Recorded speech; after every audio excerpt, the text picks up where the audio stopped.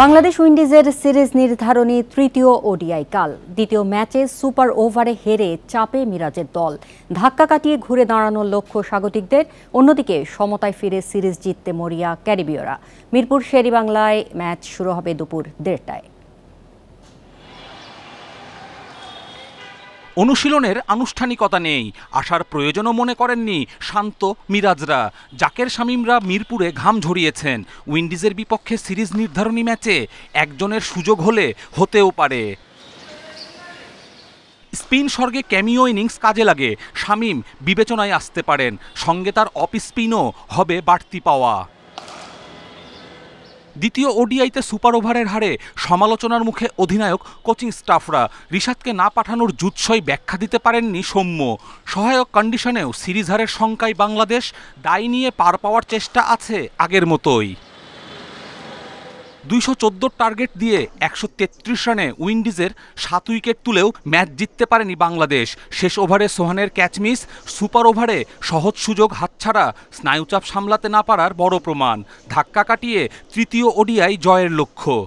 Wicket, weather এগুলো তো আমাদের হাতের না, ম্যানেজমেন্টের হাতের। সো এইগুলো নিয়ে আমরা প্লেয়াররা চিন্তাও করি না। যে আমাদের যেখানে খেলতে দেওয়া হয়, যে সিচুয়েশন আমরা ওইটাতেই কপ আপ করার চেষ্টা করি। সিরিজ জিততে গেলে আমাদের লাস্ট ম্যাচটা জিততেই হবে। সো হ্যাঁ, ওইভাবেই পরিকল্পনা করে প্ল্যান করে আবার নেক্সট ম্যাচের জন্য আসতে হবে, যেন আমরা স্ট্রংলি কামব্যাক করতে পারি। সুপার ওভারে জিতে মোমেন্টাম উইন্ডিজের পক্ষে। দলীয় অনুশীলন না থাকলেও সিরিজ জিততে মরিয়া ক্যারিবীয়রা। মিরপুরের মূল মাঠে স্পিনার আর একাডেমিতে অনুশীলন করেছেন কয়েক ব্যাটার।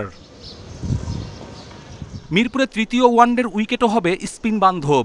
আগে ব্যাট করে 200-র বেশি রান জয়ের ভিত গড়ে দিবে। কপিল পাল, ইন্ডিপেন্ডেন্ট নিউজ। চলমান বাংলাদেশ উইন্ডিজ সিরিজের দারুণ পারফরমেন্সের পুরস্কার পেলেন রিশাদ হোসেন। ওয়ানডে বোলার র্যাঙ্কিংয়ে এগিয়েছেন 65 ধাপ। বোলার র্যাঙ্কিংয়ে রিশাদের অবস্থান এখন 68তম। এছাড়া অলরাউন্ডার র্যাঙ্কিংয়ে ক্যারিয়ার সেরা 151 রেটিং পয়েন্ট নিয়ে 87 ধাপ এগিয়ে 37 নম্বরে উঠেছেন। উইন্ডিজ সিরিজের প্রথম 2 ম্যাচে শিকার করেন 9 উইকেট। বোলার তালিকায় 6 ধাপ এগিয়েছেন মিরাজ, 16 ধাপ উন্নতি নাসুমের। ব্যাটার তালিকায় 7 ধাপ এগিয়ে 35 নম্বরে তাওহিদ হৃদয়। উইন্ডিজের বিপক্ষে 2 ম্যাচে করেন 50। 2 ম্যাচে 49 রান করা সৌম্য সরকার এগিয়েছেন 5 ধাপ।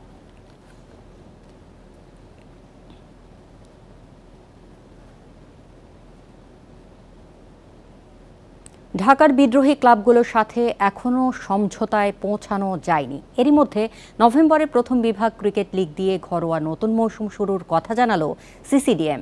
প্রায় 50% বাড়ছে অংশগ্রহণ ফি, বাড়ছে প্রাইজ মানি, বাড়ানো হবে অন্যান্য সুযোগ সুবিধাও। দেশের ক্রিকেটে ঢাকার ক্লাবগুলোর একচেটিয়া আধিপত্য কমাতেও ভাবনা রয়েছে ক্রিকেট বোর্ডের। সিসিডিএমের সাথে বৈঠকে প্রথম বিভাগের সব ক্লাব অংশ নেয়ার প্রতিশ্রুতি দিয়েছে। তবে সূচি এখনও চূড়ান্ত হয়নি। প্রথম বিভাগ শুরুর পর পর্যায়ক্রমে দ্বিতীয় ও তৃতীয় বিভাগ লিগ চালু হবে। প্রথম বিভাগে খেলতে না পারলে ক্রিকেটাররা যেন দ্বিতীয় বা তৃতীয় বিভাগে খেলতে পারে, সেই ভাবনা থেকেই আগে প্রথম বিভাগ শুরুর পরিকল্পনা।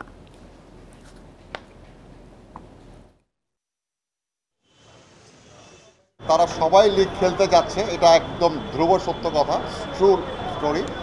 তারা একটু টাইমিংটা নিয়ে, কেউ বলছে যে 7 মাস পরে আবার লিগ খেলবো, কারণ এটা ক্লাবের তো ফাইন্যান্সিয়াল অনেক কিছু ইনভলভমেন্ট আছে। বাট আমরা অফিসিয়ালি বোর্ড থেকে ডিসিশন আমরা নিয়ে সিসিডিএমের ডিসিশন ফাইনাল যে আমরা নভেম্বর থেকে শুরু করব। ফার্স্ট ডিভিশনের জন্য 5টা মাঠ দরকার। 5টা মাঠ আমার কাছে কনফার্ম। আমি 5টা না, আমি 7টা মাঠ অলরেডি কনফার্ম করে ফেলছি। জাতীয় সাঁতার, ডাইভিং ও ওয়াটার পোলোর তৃতীয় দিনে হয়েছে 3টি রেকর্ড। এখন পর্যন্ত মোট রেকর্ড সংখ্যা 15। তৃতীয় দিনেও আগ্রহের কেন্দ্রে ছিলেন নৌবাহিনীর তারকা সাঁতারু সামিউল ইসলাম রাফি। 100 মিটার ব্যাক স্ট্রোকে নতুন জাতীয় রেকর্ড গড়েছেন, যেখানে 57.95 সেকেন্ড সময় নিয়ে 2023 সালে নিজের করার রেকর্ড ভাঙেন তিনি।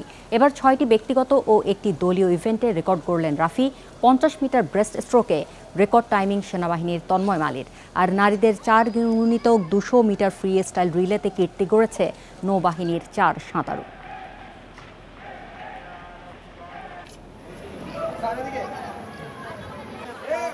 মোহাম্মদ আতিকুর রহমান অবসরপ্রাপ্ত। দর্শক যারা আছেন আপনারা গ্যালারিতে চলে যান। ধন্যবাদ। 2 বছর পর আন্তর্জাতিক ম্যাচ খেলতে নেমে জয় পেল বাংলাদেশ ভলিবল দল। Central Asia volleyball association tournament CAVA কাপে মালদ্বীপকে হারিয়েছে 3-0 সেটে।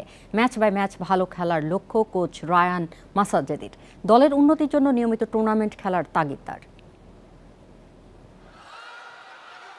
মিরপুর ইনডোর স্টেডিয়ামে কাভা কাপ ভলিবলে 2 বছর পর আন্তর্জাতিক অঙ্গনে ফিরল বাংলাদেশ। 6 দলের টুর্নামেন্টে মালদ্বীপকে 3-0 সেটে হারিয়ে শুভ সূচনা লাল সবুজের।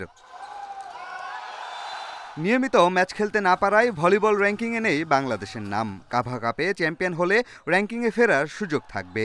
ম্যাচ বাই ম্যাচ এগিয়ে লক্ষ্যে পৌঁছাতে চান নতুন জাপানি কোচ রায়ান। সবাই জেতার জন্য আসে, আমাদেরও একই লক্ষ্য। ম্যাচ বাই ম্যাচ এগোতে চাই। ভালো খেলতে পারলে কাঙ্ক্ষিত ফলাফল আসবে। দলের ওপর বিশ্বাস রাখছি। জানুয়ারিতে পাকিস্তানে এসএ গেমস, সেই লক্ষ্যে রায়ানকে নিয়োগ দিয়েছে ফেডারেশন। মাসখানেক অনুশীলন করিয়ে খেলোয়াড়দের শক্তি দুর্বলতা খুঁজে পেয়েছেন কোচ। এই দলে সিনিয়র খেলোয়াড় আছে, আবার অনেক জুনিয়রও আছে।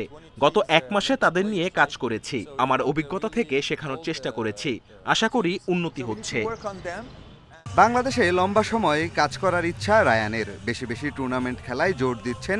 বিশ্বাস করেন জাতীয় দল ভালো করলেই তরুণদের মধ্যে ভলিবল নিয়ে আগ্রহ বাড়বে। পিয়াস সাহা, ইন্ডিপেন্ডেন্ট নিউজ, ঢাকা। এই ছিল আজকের যত খেলা। ইন্ডিপেন্ডেন্ট টেলিভিশনের সব খবর বিস্তারিত জানতে চোখ রাখুন ফেসবুক, ইউটিউব ও এক্সে। আমন্ত্রণ পরের আয়োজন।